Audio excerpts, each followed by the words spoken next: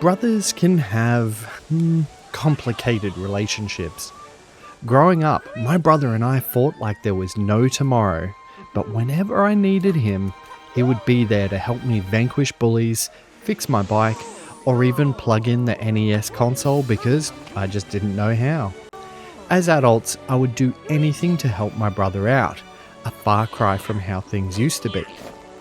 The Mario and Luigi series returns after a substantial hiatus since the DS entry, and further explores the bonds of brothers in Mario and Luigi Brothership. What's it like? Grab your brother, prepare for high voltage, and let's set sail into this review of Mario and Luigi Brothership. Before we team up for this review, would you mind liking and subscribing? It's the best way to help support your brother from another mother, and I can't thank you enough for doing so.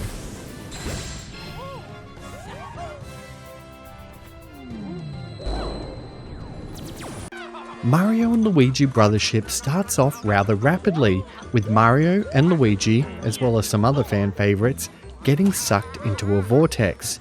They awaken on Ship-Shape Island, which acts as your main hub. You'll eventually meet Snoutlet, a pig-like creature that will act as your guide in the world of Concordia and sets you on a mission to connect the islands after an event disconnected them all and restore the world back to its former glory. You will have opportunities to influence certain story paths as well by choosing to do one particular thing before another. They're not really subtle choices though, and you're usually told what sort of choice you're making from the get-go. You navigate the world of Concordia on Ship-Shape Island, setting it on an overworld map to follow currents that are connected. As you float on these currents, you will uncover islands to explore and connect, as well as reefs, which are novelty sightseeing objects that you can report to someone on your island to unlock some extra rewards. While the story may seem shallow on the surface, there's a lot of exposition to flesh out the narrative throughout, which builds the lore and motivations of the characters, although sometimes this can be a double-edged sword, as the game tends to hold your hand a fair bit, taking away some of that discovery or temporarily holding you back when all you want to do is play. When you do get to play though, you're treated to some well-refined, light RPG mechanics that cross with a platformer that create rather exciting hybrid gameplay. You control Mario while Luigi follows faithfully along, and you do have some control over him as his actions are assigned to the B button, as well as being able to assign him tasks via the L button. These mechanics work well in the overworld, and you can assign Luigi to pluck turnips for coins, smash crates, and also hit buttons to help solve puzzles. Speaking of which, Luigi has a special ability called Luigi Logic that will formulate new moves, solutions to world-specific problems, and even during the heat of battle in boss fights. These are usually comical in nature and accompanied by Luigi twirling his mustache deep in thought, but also offer up some of the most over-the-top moments in battle that can turn the tide. Mario, I got it.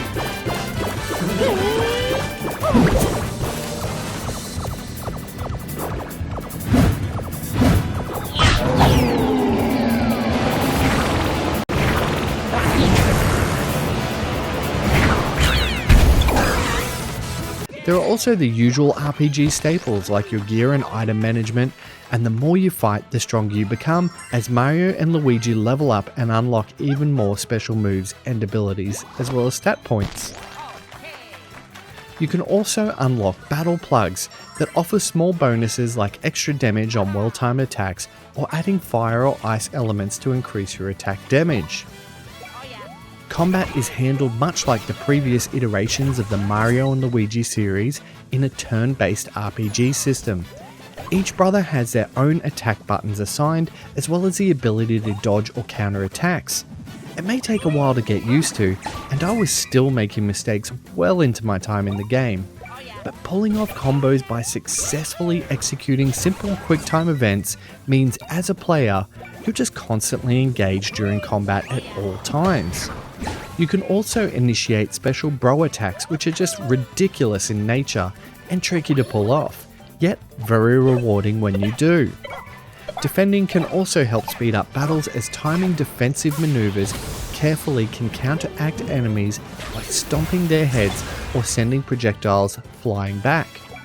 I never really tired of the combat, although the story did have some backtracking, and I just wish the enemies leveled with you, as running into low level enemies was hardly worth the time or the effort. Mario and Luigi Brothership is a long game, but it's not necessarily in an entirely good way. Sure, there is a whole lot of adventure here to enjoy, but there are moments of backtracking and just padding out the runtime that may make the less patient gamers give up before seeing the end of the adventure. I also found, despite the hand-holding, there were moments that led me to frustration with a lack of direction. One such moment was rather early on in the adventure, maybe 6 to 7 hours in. I was attempting to connect with the first great lighthouse. I was told to make preparations and then depart, but I just couldn't go to the lighthouse. So I went back to all the islands and did all the side quests, hoping to eliminate whatever was blocking me, but to no avail. Finally, I paused the game in frustration and then went into the adventure log, which had highlighted a small section on Shipshape Island where I just simply had to talk to some random NPCs to open up the way. Doing all this backtracking and side quests added an extra hour or two to the game time, and it just really dragged on.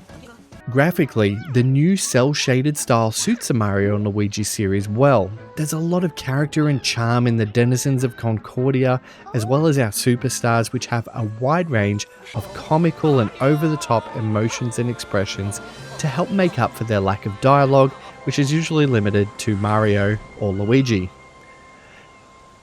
Each island is also varied and has its own mechanics to learn and tackle. I also liked that most of these islands acted as bite-sized levels, suiting the Switch's portability, meaning most levels took less than half an hour to complete and they just weren't too taxing. I did find there were moments of minor frame rate drops, although these moments were few and far between and didn't take away from the gameplay in any way. For my gaming superstars, after accessibility, there are no specific options that you can toggle, so as always, I recommend doing further research to finding out if Mario and Luigi Brothership suits your needs. Mario and Luigi Brothership is a great game with only a few things holding it back from being exceptional. It's a hefty adventure for those with the time to sink into it, but less patient gamers may find the pacing a bit stilted and the hand-holding frustrating.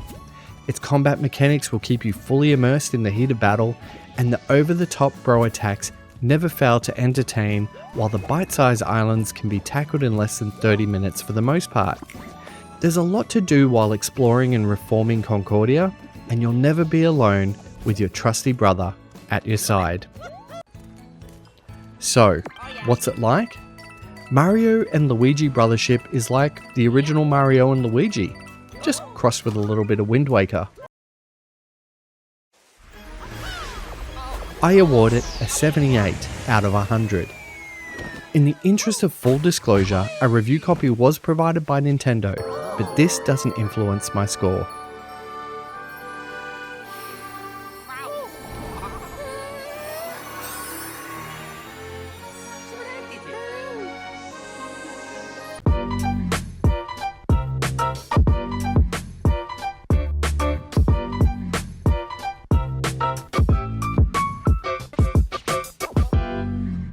Thanks so much for watching my video. I hope you enjoyed it. The best way you can support me is to like and subscribe and continue watching my content if you enjoy it.